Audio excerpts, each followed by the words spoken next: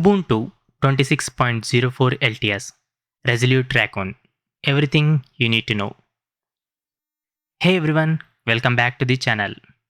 If you are a Linux enthusiast, a KDE fan, or just someone curious about what's fresh in the open source world, you are in the right place. Because today we are talking about one of the most exciting release of 2026, Kubuntu 26.04 LTS, codenamed Resolute Raccoon. This isn't just another update. This is a long-term support release, which means it's built to last. And it's packed with the features that genuinely move the needle. So grab your coffee. Let's get into it. So, what is Kubuntu and why should you care? Before we dive into the features, let me quickly set the scene for anyone new here. Kubuntu is a community-driven version of Ubuntu, but instead of the GNOME desktop that standard Ubuntu ships with, Kubuntu uses KDE Plasma as its desktop environment.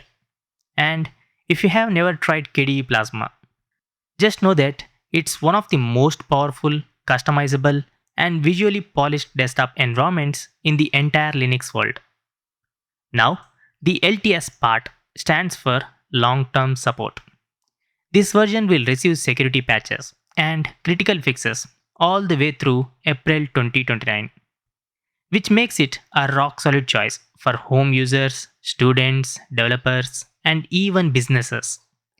You install it once and you are covered for years. Now, what's new? The big headlines. Alright, let's talk features. Here are the 4 things that really stand out in this release. Number 1. Text recognition inside Spectacle. Spectacle is KDE's built-in screenshot tool. And in this release, it gets a genuinely useful new trick, built-in OCR or optical character recognition. That means you can take a screenshot of anything, an error message, a PDF, a website, a presentation slide, and Spectacle will scan the image and pull out the text, making it selectable and copyable. No extra apps needed. It even supports multiple languages, so users around the world can take advantage of it.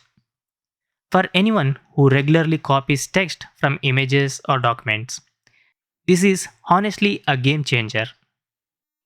One small note: to use it in your language, you may need to install the matching Tesseract language pack from the Ubuntu repositories.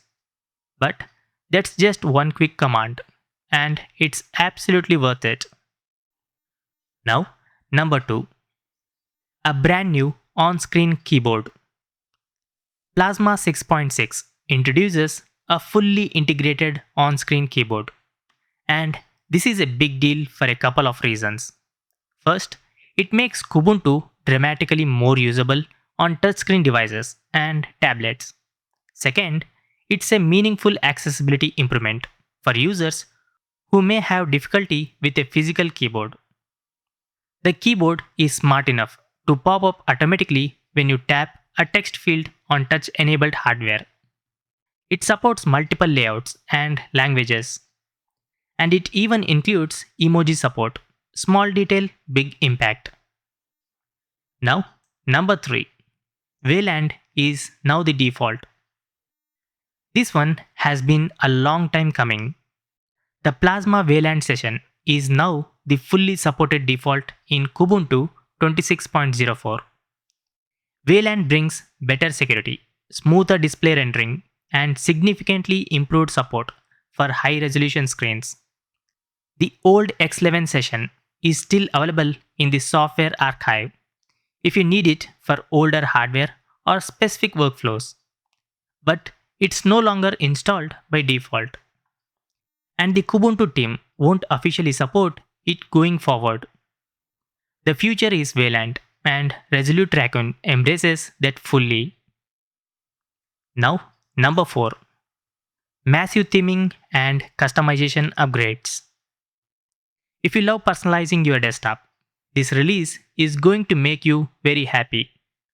Plasma 6.6 expands global theme support, refines how color schemes are handled across the desktop shell and applications, and deepens widget customization across panels and the desktop itself.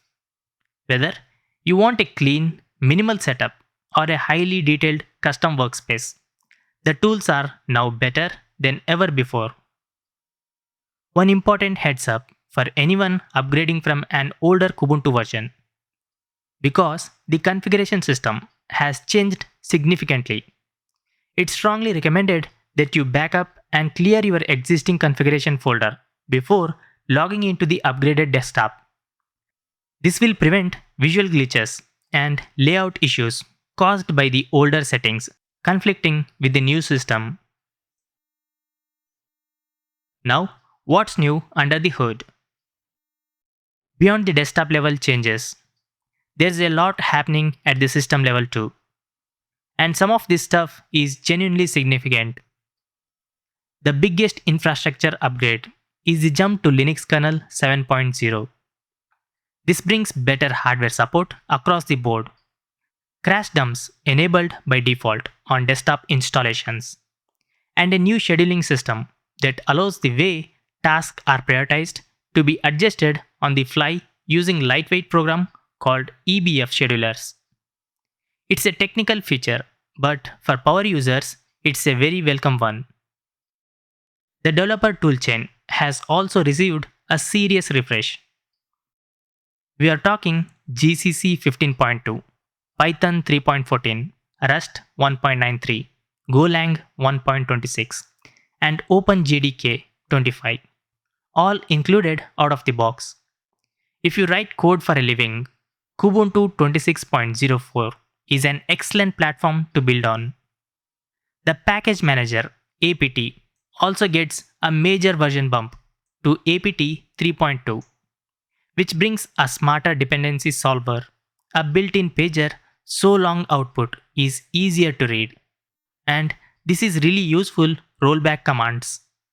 So, if a system update causes a problem, you'll have proper tools to go back to a previous state right from the terminal.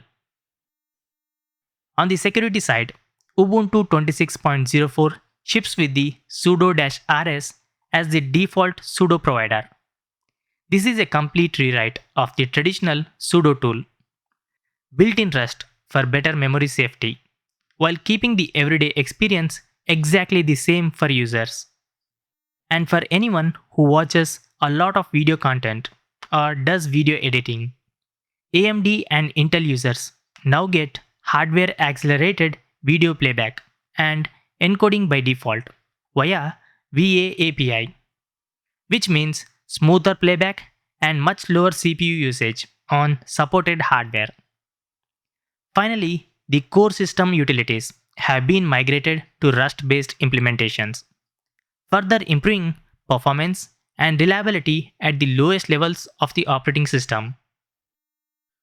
So, who is this release for? Honestly, Kubuntu 26.04 LTS is for a wide range of people.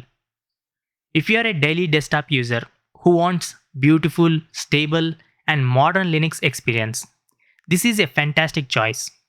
If you are a developer who needs up-to-date toolchains without hunting down third-party repos, it's got you covered.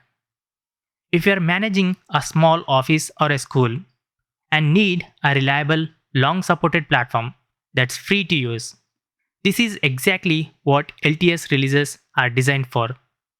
And if you are someone coming from Windows or macOS who is curious about Linux but wants something polished and approachable, KDE Plasma on Kubuntu is genuinely one of the best first impressions Linux can make.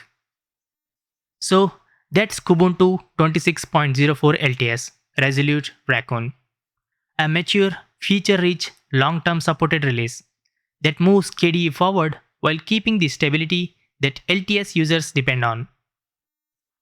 If you want to try it, head over to the kubuntu.org. It's completely free to download and use. And if you are upgrading from Kubuntu 24.04 LTS, the upgrade path is available. Just remember to back up your configuration folder first. If you found this video helpful, drop a like and subscribe for more Linux content. Got questions or thoughts about Kubuntu 26.04? Drop them in the comments below. I'd love to hear what you think. See you in the next one. Peace out.